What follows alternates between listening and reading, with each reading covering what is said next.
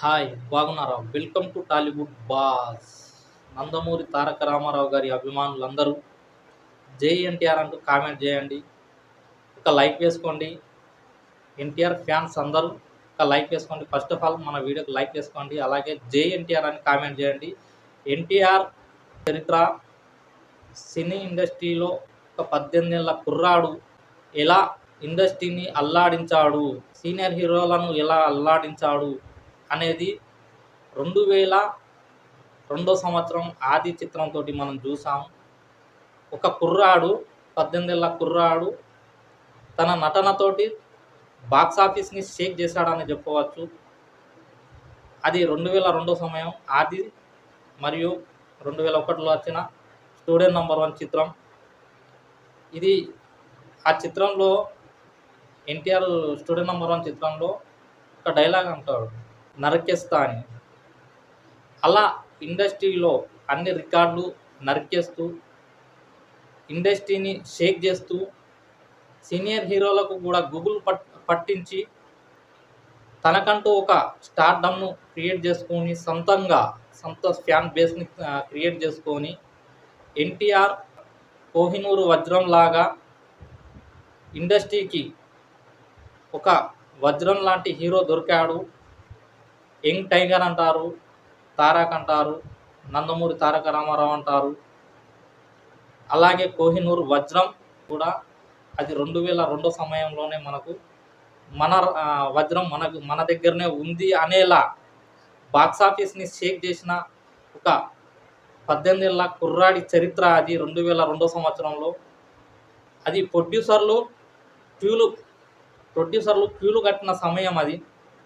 అంటే ఇప్పుడు కూడా అదే విధంగా, అంటే ఇప్పుడు ఏంటంటే భారీ చిత్రాలు కాబట్టి 200, 300 భారీ చిత్రాలు, 400 భారీ చిత్రాలు కాబట్టి ఆ ప్రొడ్యూసర్లు కనబడడం లేదు ఇప్పుడు. కానీ అప్పుడు ఆ సమయంలో ఎన్టీఆర్ ఆఫీస్ చుట్టూ పదుల సంఖ్యలో ప్రొడ్యూసర్లు ఉండడం జరిగింది.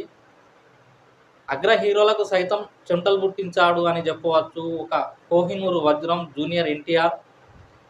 ఇది ఒక మామూలు చరిత్ర కాదు. 2002 సంవత్సరంలో అది ఒంటి మీద రోమాలు నిలకబొడిచేలాగా థియేటర్లో కూర్చున్న వాడికి నటన అంటే ఇదిరా, నటిస్తే థియేటర్ షేక్ కావాలి, నటన చూసి ప్రేక్షకులు షేక్ కావాలి అనే ఆ సందర్భం అది 2002 సంవత్సరంలో జరిగింది.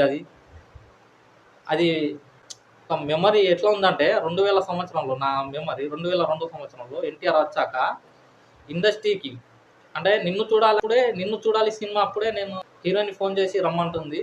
అందులో ఇట్లా ఏలు పెట్టి చూపిస్తాడు, వార్నింగ్ ఇస్తుంటాడు చూస్తారా.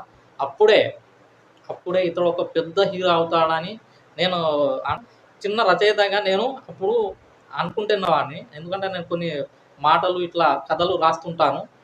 ఆ సందర్భంలో నాకు ఏమనిపించిందంటే జూనియర్ ఎన్టీఆర్ గారిని చూసినప్పుడు ఒక ఇండస్ట్రీకి ఒక పెద్ద హీరో దొరికాడు. రాబోయే కాలంలో ఒక అగ్రస్థానానికి చేరే హీరో నందమూరి తారక రామారావు అని. నిన్ను చూడాలని చిత్రంలో వార్నింగ్ ఇచ్చే సీన్ ఉంటుంది, ఇంటికి వెళ్ళి వార్నింగ్ ఇచ్చే సీన్ ఉంటుంది. ఇలా అని చేతులు అప్పుడు బ్యాక్గ్రౌండ్ మ్యూజిక్ వస్తుంది. అది చూసి నేను అనుకునేవాడిని, పెద్ద హీరో అవుతాడు ఎన్టీఆర్ అనేవాడు, ఒక శిఖరం అవుతాడు. అదేవిధంగా 2002 సంవత్సరంలోనే అది శిఖరం అనేది జరిగింది. ఎన్టీఆర్ నందమూరి తారక రామారావు గారి ఆశీస్సులతోటి జూనియర్ ఎన్టీఆర్ అనే ఒక కోహినూరు వజ్రం ఇండస్ట్రీకి దొరకడం జరిగింది. ఆది చిత్రంతో ఇండస్ట్రీ రికార్డులు, ఒక కొత్త ఒరవడిని సృష్టించిందనే చెప్పవచ్చు. హీరోలందరికీ కూడా, ఇప్పుడు యంగ్ హీరోలకు అందరికి కూడా ఇలా నేను నటిస్తానా, మేము ఇంత స్టార్డమ్ తెచ్చుకోగలమా, ఆ వయసులో అంత చిన్న వయసులో మేము స్టార్డమ్ తెచ్చుకోగలమా అని కొందరు హీరోలు సతమతం అయ్యే సందర్భం కూడా జరిగింది. అది ప్రభాస్కి కూడా అలాంటి సందర్భం వచ్చిందనే చెప్పవచ్చు. ఆది చిత్రం తర్వాత ఎన్టీఆర్ గారిని చూశాక తను భావించడం జరిగింది. ప్రభాస్ గారు కూడా అప్పుడు ఎడిటర్ తోటి చెప్పాడు. అప్పుడు ప్రభాస్ ఎడిటర్ తోటి చెప్పడం జరిగింది. ఇది ఇంటర్వ్యూలో చూసాను నేను. ఎన్టీఆర్ అంతా హీరో అవ్వతానా అని ప్రభాస్ కూడా భావించిన సందర్భం అది. అంటే ఎవరికి స్టార్డమ్ రాలే అప్పుడు. వాస్తవానికి ఫస్ట్ స్టార్డమ్ వచ్చింది యంగ్ హీరోలలో 18 ఏళ్ళ వయసులోనే స్టార్డమ్ తెచ్చుకుంది మన నందమూరి తారక రామారావు గారికి జూనియర్ ఎన్టీఆర్ కోహినూర్ వజ్రం నా జూనియర్ ఎన్టీఆర్ గారికి రావడం జరిగింది 2002 సంవత్సరంలో.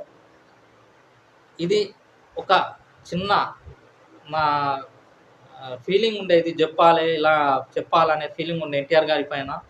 అది నిన్ను చూడాలనే సందర్భం నుంచే, అంటే నేను అప్పుడు నిన్ను చూడాలనే సందర్భంలో నేను ఫ్యాన్ గాను, కానీ ఇక్కడ వచ్చేసరికి ఆది చిత్రం అప్పుడు కూడా నేను ఫ్యాన్ గాను. బేసిక్గా సింహాద్రి చిత్రం విడుదలయ్యాక అది ఇంటర్వెల్ సీన్ ఉంటుంది కదా, ఇంటర్వెల్ తర్వాత బురదలో కాలు పెట్టి, అప్పుడు ఆ బురదలో నుంచి కాలు తీసి నడుచుకుంటూ వస్తూ ఉంటాడు. అప్పుడు ఆ సిచ్యువేషన్లో నేను ఎన్టీఆర్ గారి ఫ్యాన్ అయిపోయాను. ఎందుకంటే అప్పటికి నేను ఒక ఫీలింగ్లో ఉన్నా, ఎన్టీఆర్ అంటేనే ఒక వైబ్రేషన్, ఒక మాస్ హీరో అనే ఫీలింగ్లో ఉన్నా. కానీ ఒక ఫ్యాన్గా నేను మారింది మాత్రం ఆ సీన్ తోటి, సింహాద్రి సీన్ తోటి. ఆ బురదలో కాలు పెట్టి నడుచుకుంటూ వస్తాడుగా, ఆ సీన్ తోటి నేను ఫ్యాన్ అయిపోయాను. ఇక ఇది నా ఒక మెమొరీ, ఇది మీతోటి పంచుకోవాలని అనుకున్నాను నందమూరి అభిమానులతోటి. నేను ఒక అభిమానిగా ఈ వీడియో, ఎందుకంటే ఇప్పుడు రాబోయే మే ఎన్టీఆర్ గారి బర్త్డే సందర్భంగా నా ఫీలింగ్ని మీ ముందు ఉంచడం జరిగింది, నా సబ్స్క్రైబర్ల ముందు ఉంచడం జరిగింది. ఇది ఈ వీడియో నచ్చితే మాత్రం లైక్ చేయడం, షేర్ చేయడం మర్చిపోకండి. బాయ్, ఉంటాను.